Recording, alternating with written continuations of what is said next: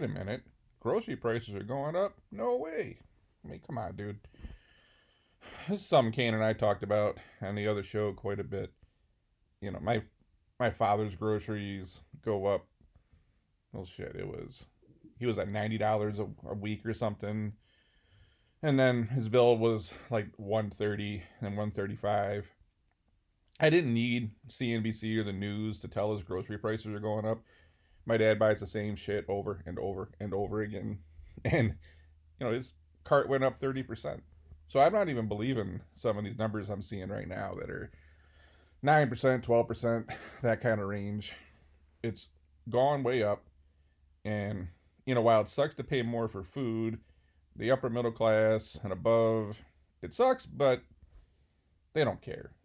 Does this hurt working class, middle class, everyone? Take that bottom 80 percentile of earners. This hurts. And, as someone that didn't grow up with a lot of money at times, we always had to find ways to stretch that bill out. And it's, one can of Campbell's Chunky Soup, and you put a bunch of rice in it, and that's what my father and I ate for dinner. You hate thinking that that's where this is going because we pump so much money into the system. If you go look at the money supply charts from the Federal Reserve, yeah, yeah, inflation. This is what they teach you.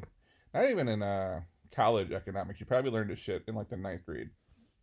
You pump too much money in the system, inflation goes up.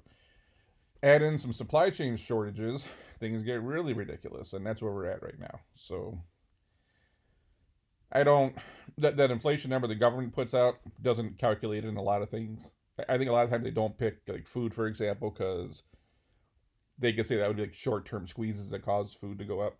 My thing is, growing up, we ate a lot of fast food. Like we didn't talk about eating fruits and vegetables and shit. Like we were having Taco Bell for dinner, Burger King, McDonald's. That's Rallies, right? Big Bufords, 2 big Bufords for $3 was what we had for dinner. We weren't thinking, there's no Whole Foods in my neighborhood. I don't know, Whole Foods wasn't even around back then. So I think about the amount of time we ate fast food. I've never seen fast food get cheaper, and maybe you have. I'm just saying I haven't. Once fast food goes up, it never comes back down. Gas prices go up and they come down. It's like a different kind of commodity. I've never seen fast food prices do that, and I really haven't seen prices in a grocery store do that. Occasionally, at times, meat will get more expensive. Chicken got more expensive, and then it got cheaper. Beef got more expensive. There's supply chain crunches, or a disease comes around and wipes out a bunch of chickens, and chicken gets expensive. That happens. But when the core goods go up, when bread goes up 50 cents, it never goes back down 50 cents. At least that's not what I experienced. So it's what I'm concerned about on the food side is there's a lot of prices that are going to go up and they're not coming back down. This isn't what they call it, transitory inflation. Some of this stuff's here to stay, whether you like it or not. And this all started by, two things. We pumped too much money in the system with the unemployment. People weren't paying their rent, school loans, and mortgages, and that money got dumped in the economy. We overconsumed. And then we didn't have people working, so we had more people consuming than those actually being productive in society, so we caused supply chain shortages. So I just don't know, when does this go away? If it not go away, when's it get better? Probably not in the short term.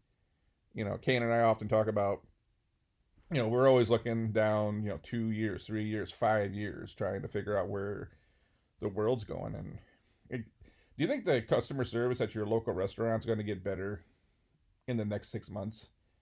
I don't think so. Maybe it will. I hope it does. I'm invested in that industry. It's forking tough right now, let me tell you. But when you look at it, you start looking at how bad Yelp reviews have gotten, which, that's a whole other thing. People just going on Yelp to write bad reviews.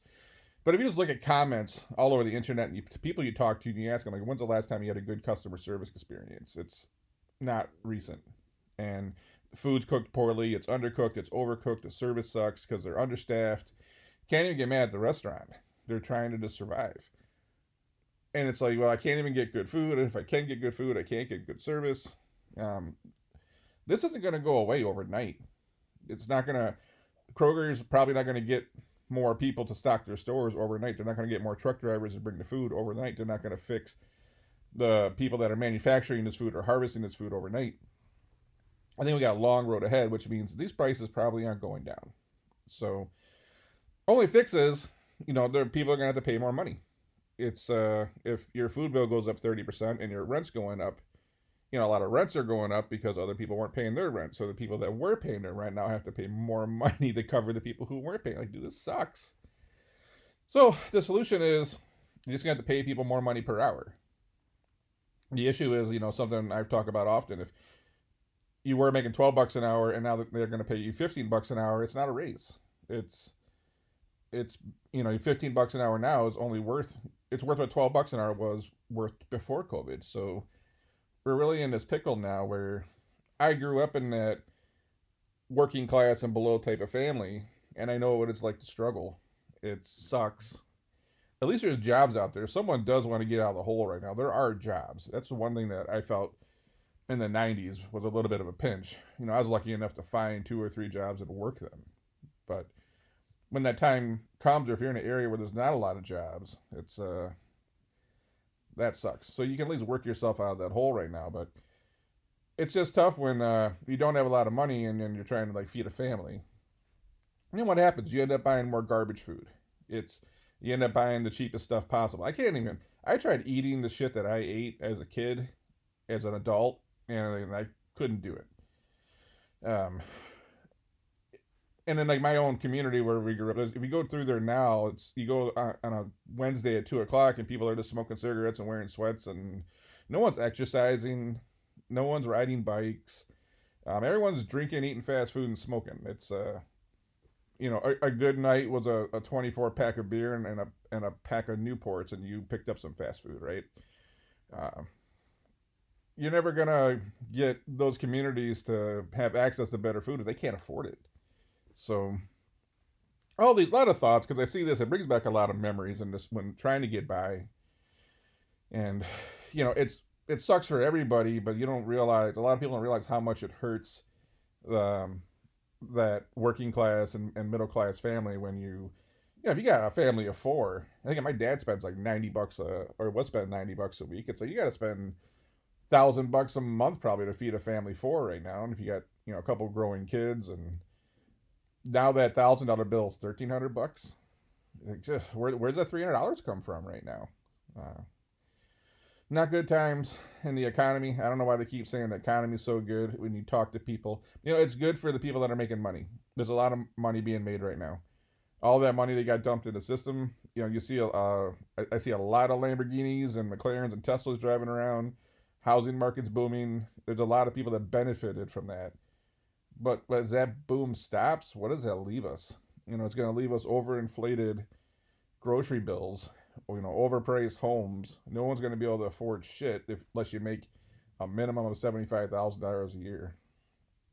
I don't know where we're going, but I hope it's not as bad as it looks.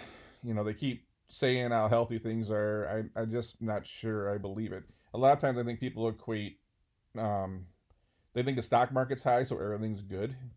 And you realize like the economy, what's going on in society, and what's going on in the stock market is often 2 different things. And you get beat over the head with news every day that the Dow's at a high, Dow's at a high, stocks at a high.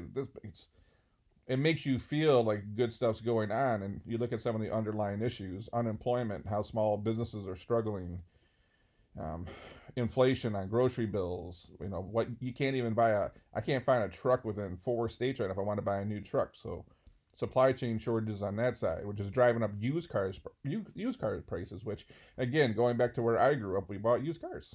Now, not only is that grocery bill going up, now if I need to buy a new used car, new to me, that thing's astronomical, which is probably makes the car insurance more expensive and makes the Secretary of State tab more. Like everything gets more expensive for that middle class and below, where they're already penny pinching. So I say buckle up and save your money and work your ass off, because that's one of those things I talk about. And I'll talk about more in some other episodes. The thought of like penny pinching's great.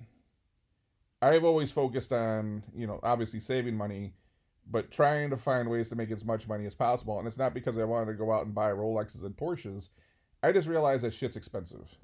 And penny pinching often will never help you in times like this. It's good to have money in the bank. But when everything just gets 30% more expensive, that just like devalued your money in the bank by 30%. Like the only way to really combat is to keep making more money. You have to keep having more and more income coming in to combat inflation and taxes as they go up.